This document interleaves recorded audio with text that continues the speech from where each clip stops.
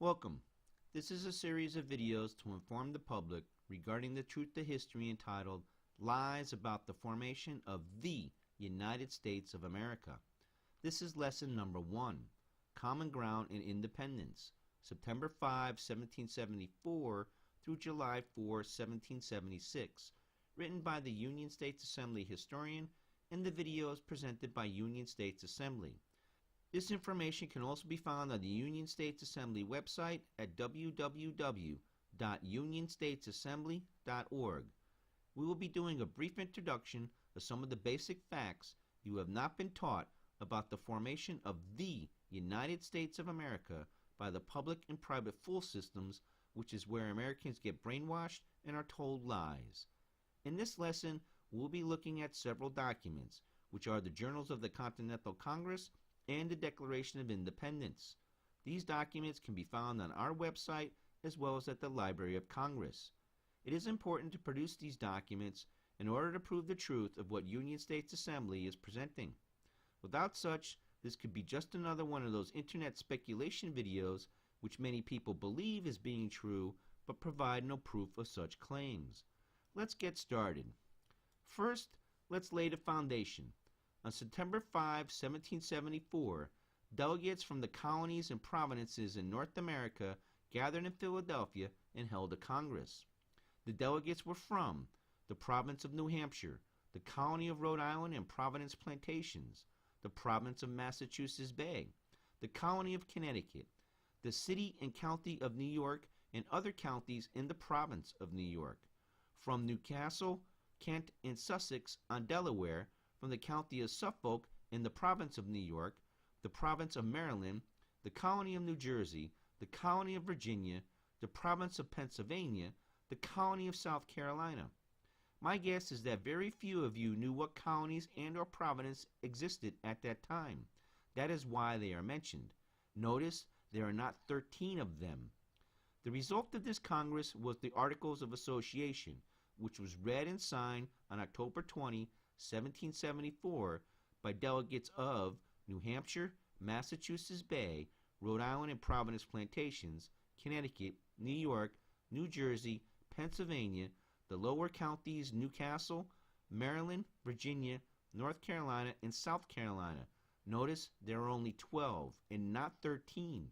No one from Georgia is present, and Delaware is not a single entity. This can be found in the Journals of the Continental Congress, Volume 1, pages 13 through 24. The Articles of Association loosely bound the colonies and their provinces in that they represented an American viewpoint or ideals and forwarded their feelings and sentiments to King George III in Parliament. You can read the Articles of Association in the Journals of the Continental Congress, Volume 1, pages 75 through 80. They were hoping to gain recognition in the form of representation in Parliament, and the colonies and their provinces had many grievances with both King George III and Parliament which needed to be resolved. You see, they were still British subjects, but they had a unique American feeling about it. On October 25, 1774, a letter to King George III to address the grievances was read, reviewed, and agreed to by the Congress. See the Journals of the Continental Congress, Volume 1, page 104. On May 10, 1775, a number of delegates again met in Philadelphia to form a Congress. See the Journals of the Continental Congress, Volume 2, pages 11 through 12. The grievances have not been answered, and fighting had actually broken out on April 19 in Lexington, Massachusetts Bay. This time, the Congress forms to create a representative body among the colonies and or provinces for self-defense from King George III and Great Britain.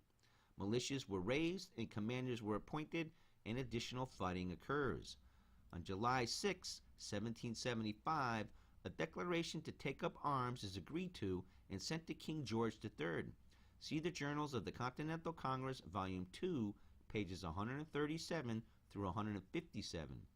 On July 20, 1775, a letter was received from the Convention of Georgia and read, setting forth that the colony had acceded to the General Association and appointed delegates to attend this Congress. See the Journals of the Continental Congress, Volume 2, pages 192 through 193. Now they were the 13 that most people can associate with, although Delaware was still not yet a single entity. The next day, Benjamin Franklin presented the first appearance of what would become the Articles of Confederation and Perpetual Union to the Committee of the Whole, or the full Congress. See the Journals of the Continental Congress, Volume 2, pages 195 through 201. Throughout the remainder of 1775 and for the first half of 1776, the fighting continued. The colonies and or provinces tried to elicit foreign countries to support them, either through arms or money. France was the one country with whom relations were the most important. On June 7, 1776, a resolution presented by Richard Henry Lee from Virginia changed the philosophy of everything forever. See the Journals of the Continental Congress, Volume 5, pages 425 through 426. His resolution is thus: Resolve that these united colonies are, and of right ought to be free and independent states, that they are absolved from all allegiance to the British Crown, and that all political connection between them and the state of Great Britain is and ought to be totally dissolved, that it is expedient forthwith to take the most effectual measures for forming foreign alliances, that a plan of confederation be prepared and transmitted to the respective colonies for their consideration and approbation.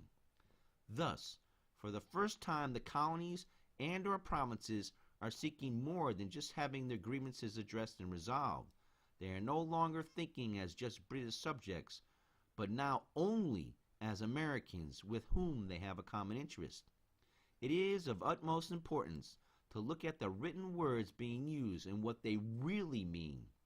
What the public and private full systems teach is not what those words meant then, but what they mean now.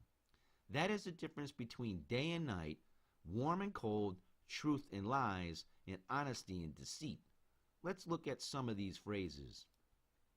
The phrase free and independent states are four words that have profound implication of what the founders or framers were thinking. Another phrase, the state of Great Britain, has in it what they were proposing. They were proposing that each of the colonies and or provinces set themselves up as individual nations, in other words states, and each to be on a par with the state of Great Britain, free meaning sovereign and not ruled by anyone but themselves, independent meaning not only independent from Great Britain but even independent from themselves as well. Delaware has now become a single entity. New York has now become a singular entity. There are now just the 13. They are what you would recognize as becoming the original 13 states.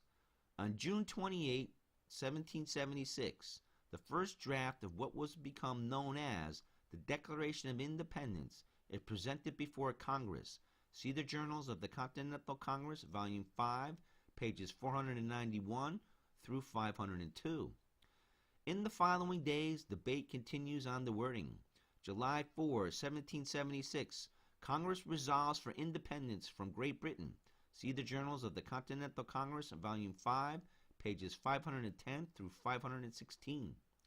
It originally was unanimous with the vote of 12 yes, 0 no, and 1 abstention, but later New York decides to vote in favor to become totally unanimous by all 13, and the official name of the document now becomes the Unanimous Declaration of the 13 United States of America.